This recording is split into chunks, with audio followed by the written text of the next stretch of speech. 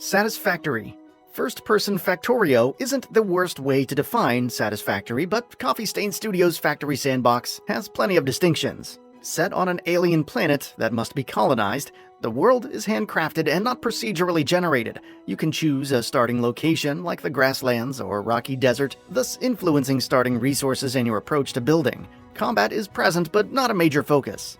It's all about creating a self-sustained factory spanning the surface and delivering them to the space elevator. While still in early access and needing plenty of polish, the feeling of expanding, optimizing your factory, and gazing out upon the sprawling industrial complex in first person is great. Raft.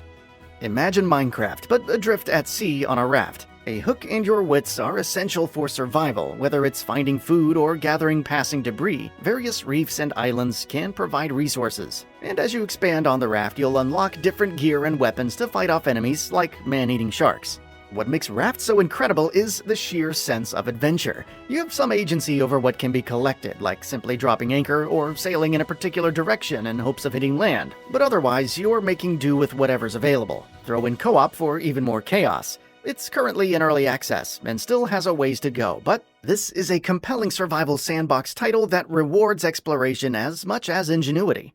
Dyson Sphere Program. Technically another factory simulation, but unlike Factorio or Satisfactory, Dyson Sphere Program wants you to think with entire planets and systems. Your job is to construct a Dyson sphere, starting on a single planet and then eventually traveling to others to mine resources, create transports, research different technologies, upgrade your mech suit with more extensive customization recently being added, and then establish an interplanetary industrial network. Despite how overwhelming it can seem, Dyson Sphere Program is pretty chill, looks utterly gorgeous, and is progressing well through early access. A short hike.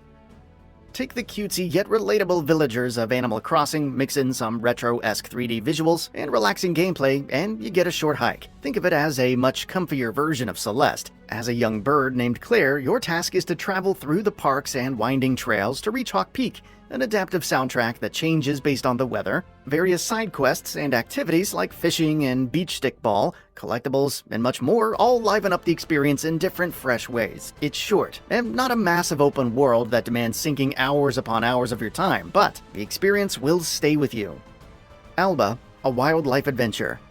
Much like a short hike, what makes Alba, a wildlife adventure so great is the unassuming way it begins. As Alba ventures to a Mediterranean island to meet her grandparents and friend Ainz, she slowly transforms it through small but significant actions. Along with saving animals, photographing different species, and helping out residents, and convincing them to join the cause, Alba and Ainz also seek AIWRL, which will help in the island's rehabilitation. With the atmosphere of the chilled-out summer vacation, Alba, a wildlife adventure, promises some comfy times. Wasteland. While succeeded by more accessible and popular titles, including its more contemporary sequels, it's important to recognize the first Wasteland. Released in 1988, it's set in a post-apocalyptic America ravaged by nuclear fallout. As part of the Desert Rangers, you keep the peace and embark on a mission to investigate strange occurrences, eventually fighting against extinction-level threats. Its setting served as the inspiration for Interplay's Fallout series, and despite the limits of technology at the time, any changes to the world were persistent throughout a playthrough. The challenge will undoubtedly turn people off, but if you want to experience a piece of open-world history, it's well worth checking out, though you may want to go for the original instead of the remaster. Midnight Club Street Racing. Many wouldn't know of the brilliance that is Midnight Club. Released in 2000 for the PlayStation 2 and published by Rockstar Games, it featured sprawling open environments in London and New York City and an emphasis on street racing. Starting in a lowly taxi car, the player advances through street races, eventually acquiring better vehicles and challenging the world champion. It was effectively an open-world racing title before the likes of Need for Speed Underground 2 and Forza Horizon, while also being a fun arcade racer with a sleek sense of style. Alas, the series has been dormant after Midnight Club Los Angeles launched in 2008 and shows no signs of revival. Elite. When speaking about persistent open worlds, Elite bears mentioning. Developed by David Braben and Ian Bell, it was released in 1984 for the BBC Micro and Acorn Electron PCs. It quickly became a hit thanks to its 3D visuals, space trading, and spaceflight mechanics. At the time, traveling between the 8 galaxies, taking on missions to destroy targets or deliver information, managing fuel reserves, and engaging in economic activities was unheard of. It served as a big influence for many open-world games, inspiring EVE Online, World of Warcraft, and so on. Many may not have played the original, but its legacy lives on in Frontier Development's Elite Dangerous. Sunless Skies.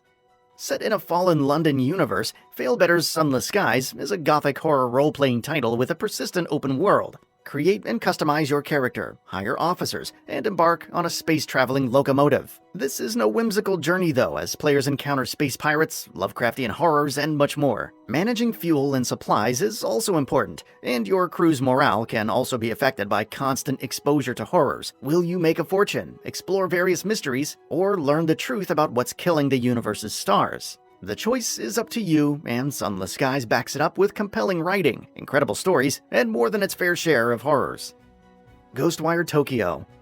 Though not a major sales hit, Ghostwire Tokyo is still worth checking out for fans of Japanese culture and folklore. Set in the titular city, most of the human population has vanished, replaced by the visitors, nightmarish creatures inspired by Japanese myths. As Akido, players must explore the city using powers granted by a mysterious spirit named KK to save his sister Mari. Using ethereal weaving, players can utilize various elements to battle back against the visitors. It's not revolutionary with its open-world design, but Ghostwire Tokyo still offers a vast, detailed city to explore with intriguing side quests and characters, along with surreal sections.